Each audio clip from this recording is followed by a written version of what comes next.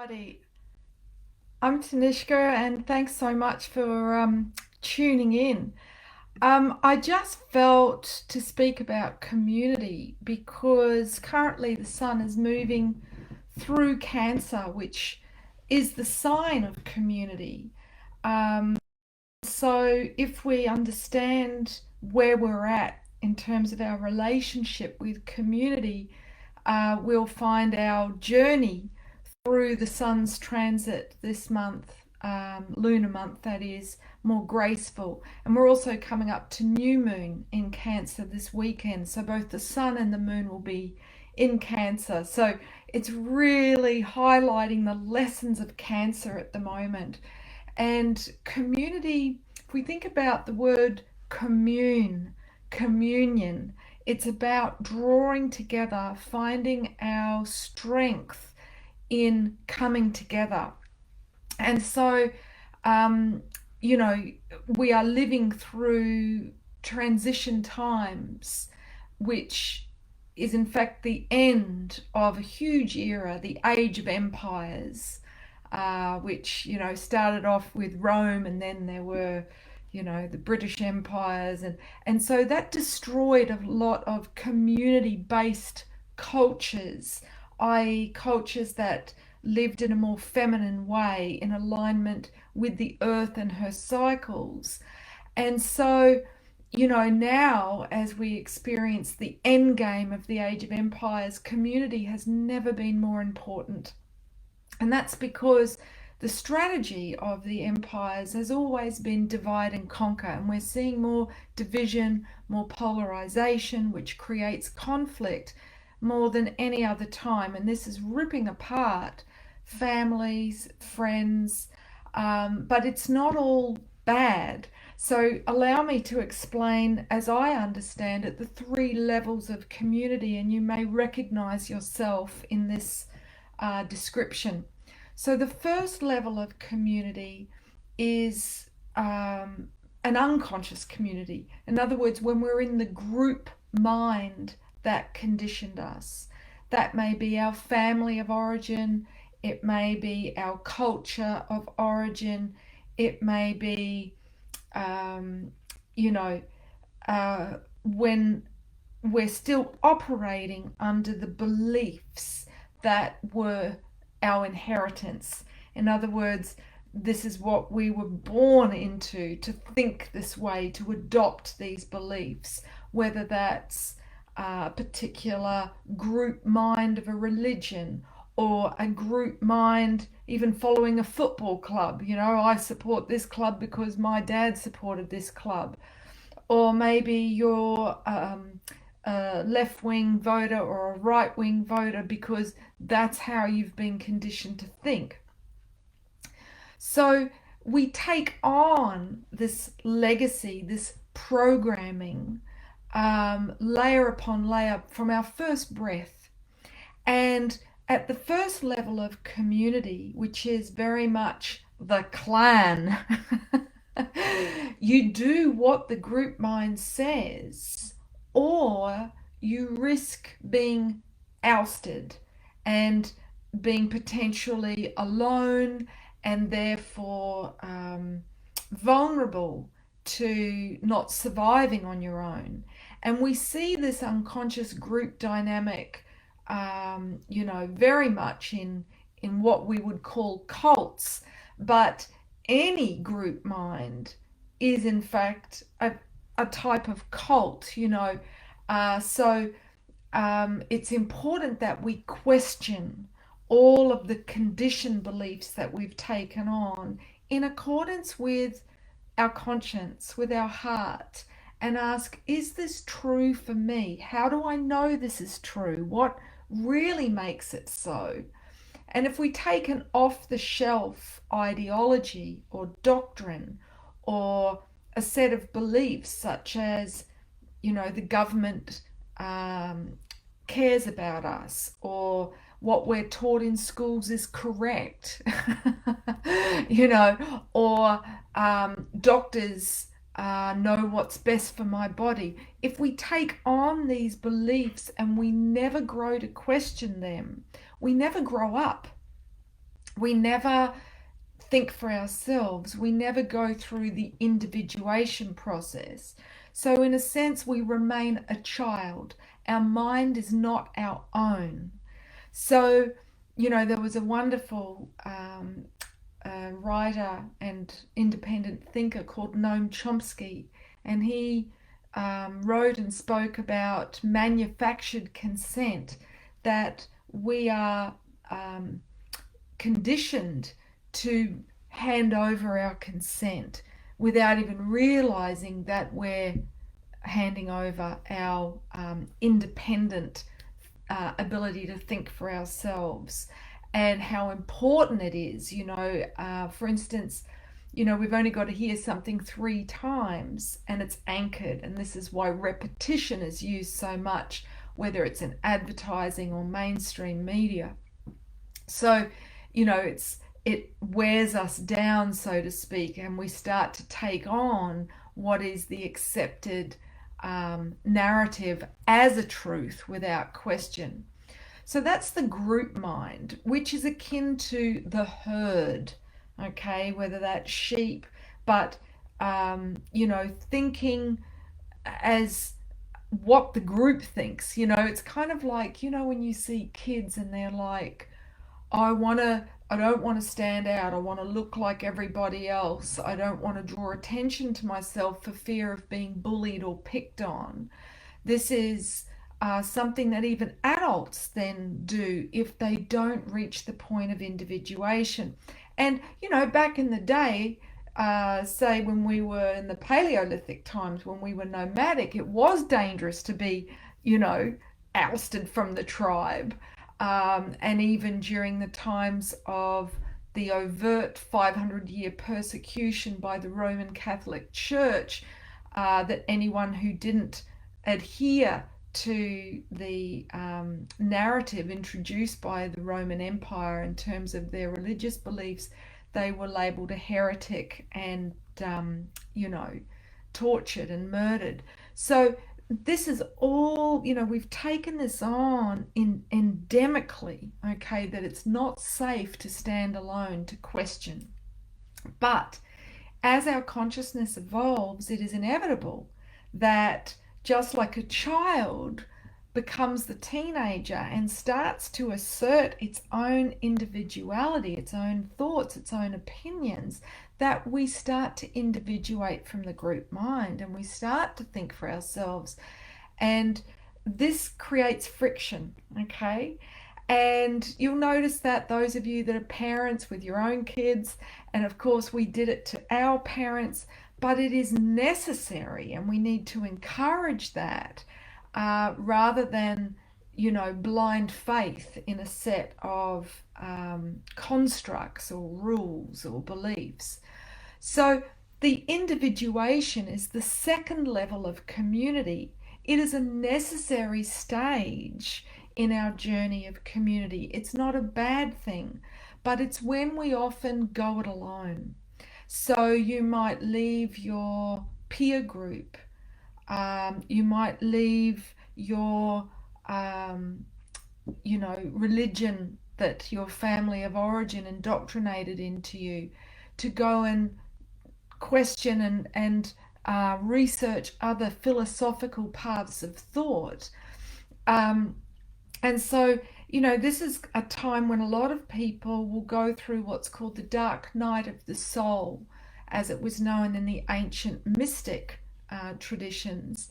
And this is when, we go through a loss of identity and a loss of connection with the people that we felt closest to, because we realize their love is conditional. It's only based on me seeing things their way, that if I assert a different opinion, then there's immediately a separation and a judgment, because they can't comprehend what it is that resonates with the truth in my heart, okay, with the conscience, which is one's intuition. You've heard the saying, walking to the beat of your own drum. It's literally the beat of your own heart. So this is an individuation where we go from authority being externalized. You know, what did mum and dad think? Reading the cues, trying to get good attention as a child, and then projecting that onto our peer group. What does the group think? What do the other kids at school think?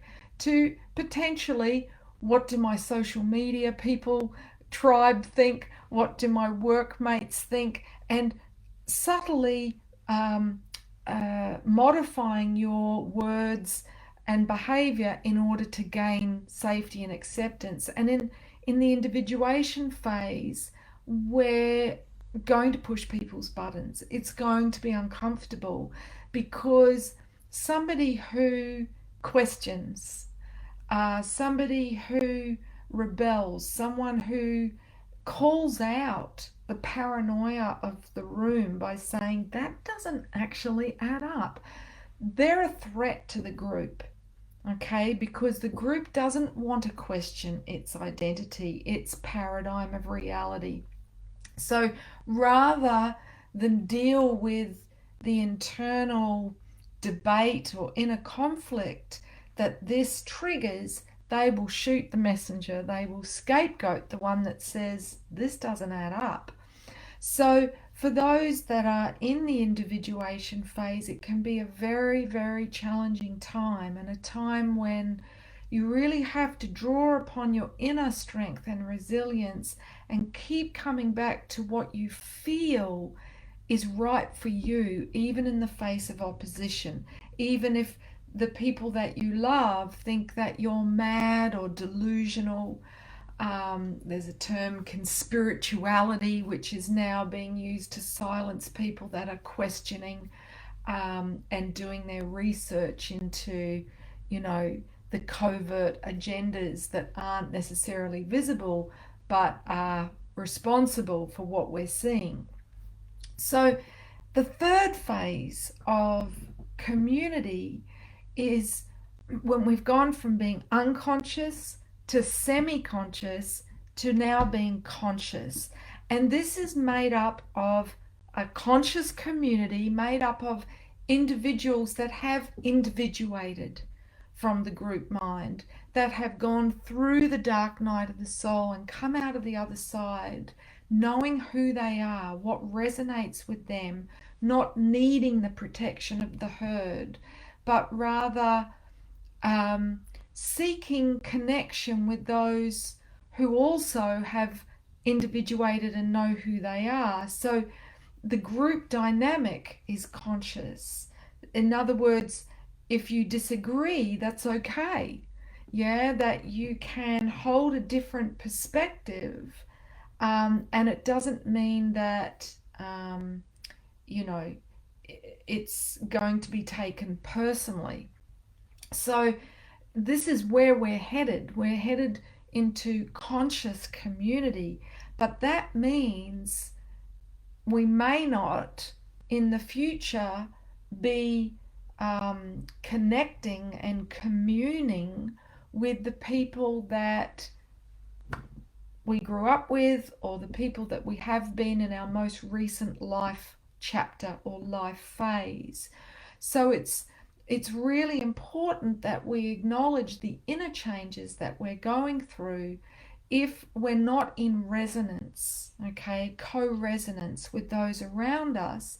If we're constantly feeling invalidated, it'll feel like there's white noise that neither is able to hear each other no matter how hard you try, and it's equally distressing for both sides.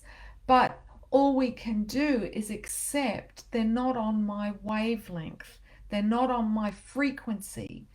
And, we are conditioned to believe that we should not outgrow each other, okay? That growth is something, change is something to be feared.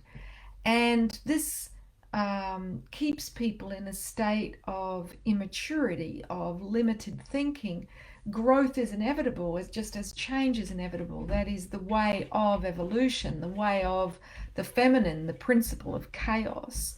So it's inevitable that we're always going through that life, death, life cycle, psychologically, emotionally, energetically, and physically, that we are shedding our skin and becoming someone new in every moment, in every day, with every chronological birthday.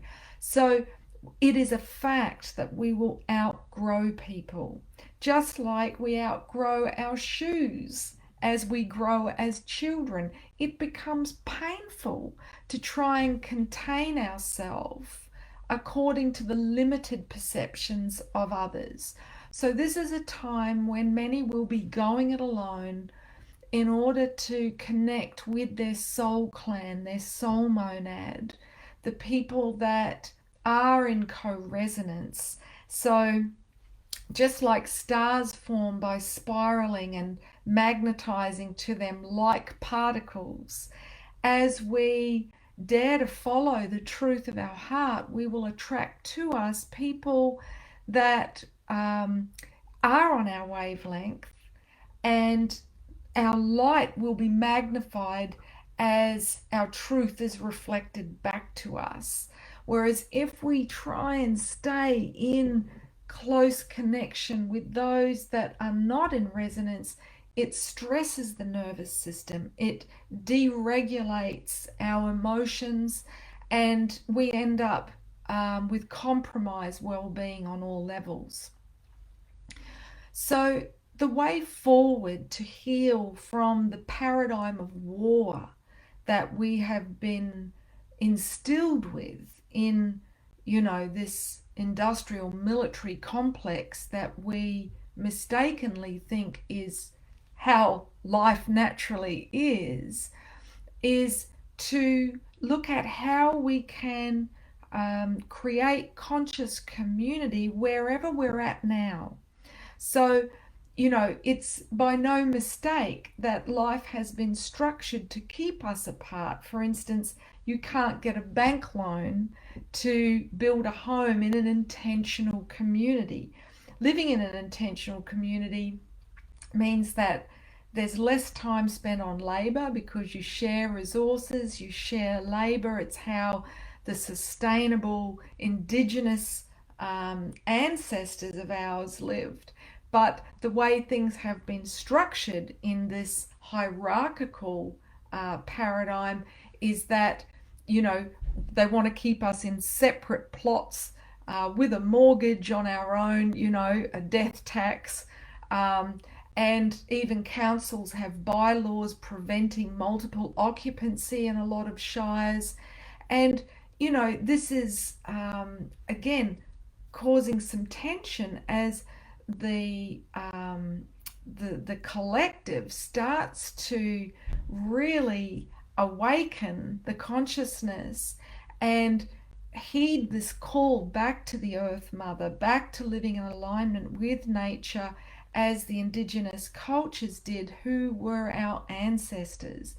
So this is for us to recognize we can live in a spirit of community with brother, with sister, regardless of the restrictions being imposed on the structure of our lives. For instance, I have sat in circle for the last 25 years every month with my red tent sisters, my moon lodge sisters, whether that's had to be on Zoom when I was traveling or due to lockdowns or in person, but it's been a consistent practice in my life so that I was held by something greater than myself, by community.